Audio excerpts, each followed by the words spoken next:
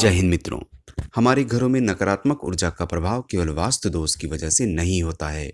हमारे घरों में रहने वाले कुछ जीव जंतुओं की वजह से भी नकारात्मक ऊर्जा के प्रभाव में हम आ सकते हैं। उन्हीं में से एक जंतु है चूहा। जी हाँ मित्रों, चूहा नकारात्मक शक्तियों का प्रतीक माना जाता है। हम सभी के घरों में चूहों का होना लाजमी है और यदि घर में चूहे हैं तो नुकसान भी होना लाजमी है। चूहे घर के हर एक सामान को कुतर कुतर कर भारी नुकसान पहुंचाते हैं। चूहे किसी भी चीज को कुतरने से नहीं छोड़ते हैं। नकारात्मक ऊर्जा के प्रतीक इन चूहों को विघ्नहर्ता भगवान श्री गणेश ने अपने पास में बांधकर बहुत चतुराई से इन्हें कैसे अपना सारथी बना लिया, इस रोचक कथा को हम आगे की वीडियो में देखेंगे। इसके पहले हम आपको चूहों से संबंधित कुछ बहुत ही महत्वपूर्ण वैज्ञानिक और आध्यात्मिक तथ्य से अवगत कराते हैं, तो बने रहिए मेरे साथ और वीडियो को लाइक और शेयर करना तो बिल्कुल ही नहीं भूलिएगा।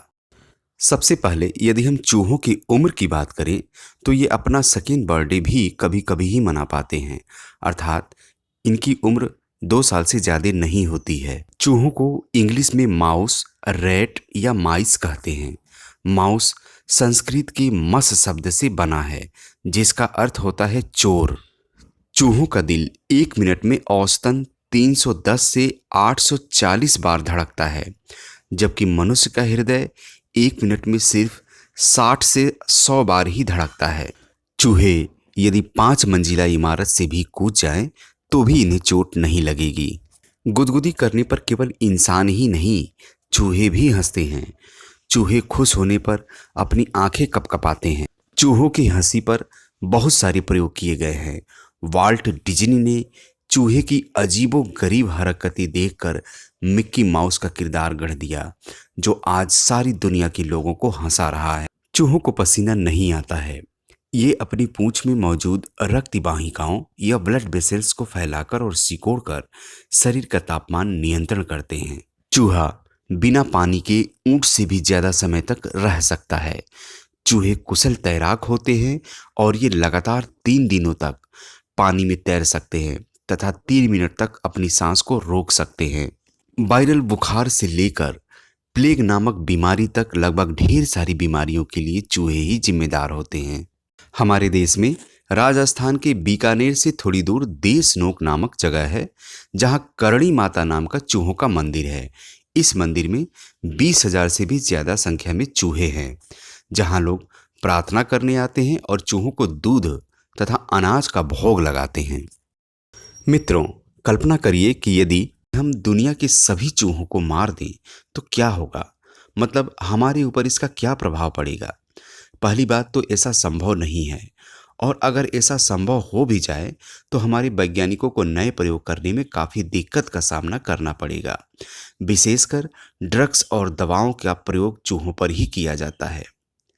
दूसरी बात, यदि हम दुनिया के सभी चूहों को समाप्त कर दें तो ऐसे जानवर जिनका मुख्य भोजन चूहा ही है, वे धीरे धीरे विलुप्त हो जाएंगे और इस प्रकार हमारा पर्यावरण असंतुलित हो जाएगा। मित्रों, क्या चूहे इतने भुक्कड़ होते हैं जो हर चीज को कुतर कुतर के खा के पचा लेते हैं?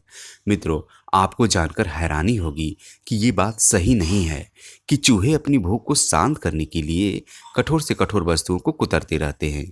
इसका कारण यह है कि चूहे के आगे के ऊपर और नीचे के 2-2 दांत, जिसे इंसीजर दांत कहते हैं, वो हमेशा बढ़ते रहते हैं और हर साल लगभग 4 से 5 इंच तक बढ़ जाते हैं।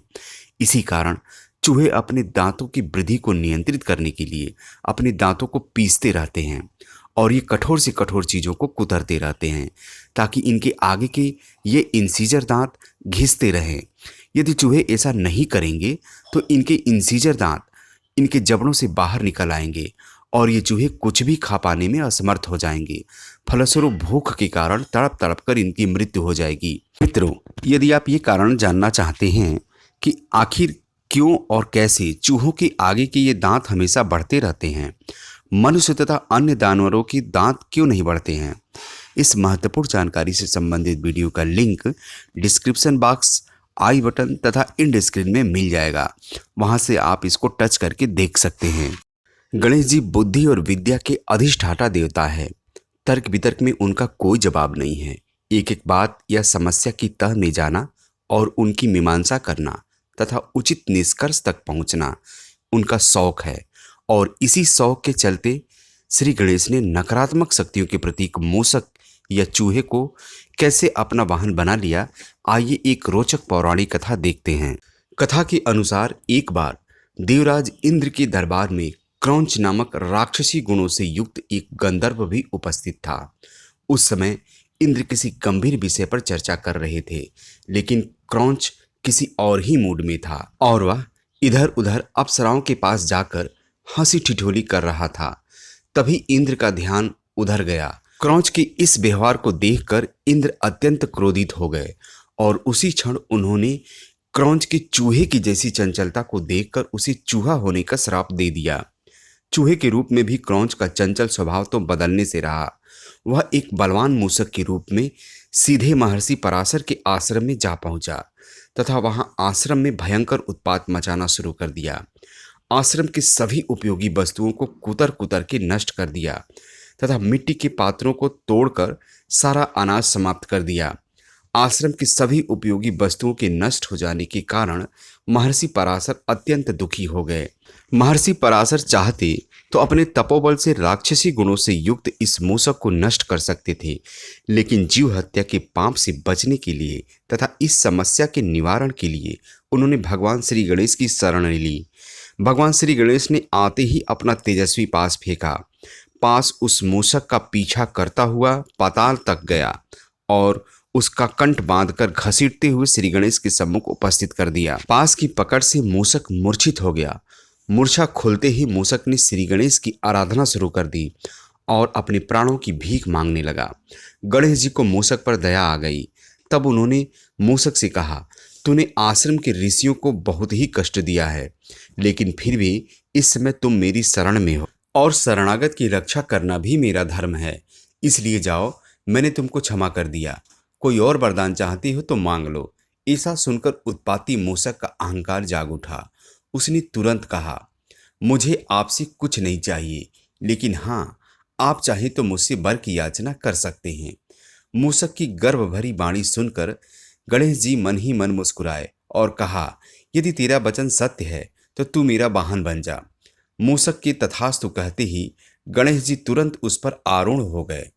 अब भारी भरकम गणेश जी के भार से मूषक दबा जा रहा था। उसे लगा कि उसका अंत निश्चित है। उसने तुरंत गजानन से प्रार्थना की और कहा कि आप मेरे प्राणों की रक्षा का वचन दे चुके हैं, आप मेरे प्राणों की रक्षा करिए और अपना भार कम करिए।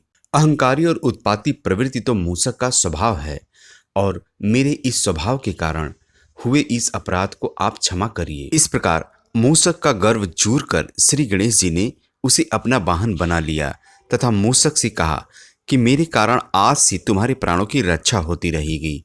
मित्रों, जैसे ही हमारे घरों में चूहों का आगमन हो, हमें तुरंत सावधान हो जाना चाहिए, क्योंकि इसके आसुरी प्रवृत्ति के कारण इसकी उपस्थिति से हमारे घरों में नकारात्मक ऊर्जा बढ़ती है, जो किसी न किसी प्रकार की हानि के रूप में या किसी अनिष्ट के रूप में हमको दिखाई देती है।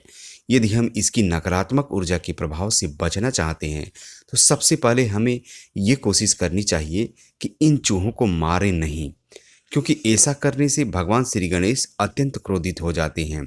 इसलिए हमें चूहों को मारने के बजाय उनको भगाने के उपायों के बारे में विचार करना चाहिए तथा अपने घर में भगवान श्री गणेश का ऐसा चित्रपट या फोटो लगाना चाहिए जिसमें श्री गणेश चूहे पर आरूढ़ हो तथा पास में मोदक भी रखा हो। चूहों को विभिन्न उपायों से पकड़े तथा उन्हें दूर छोड़ाएं। नजदीक छोड़ने पर ये अपने तीव्र याददाश्त के कारण पुनः हमारे घरों में वापस लौट सकते हैं। जानकारी कैसी लगी कमेंट अवश्य करें। धन्यवाद।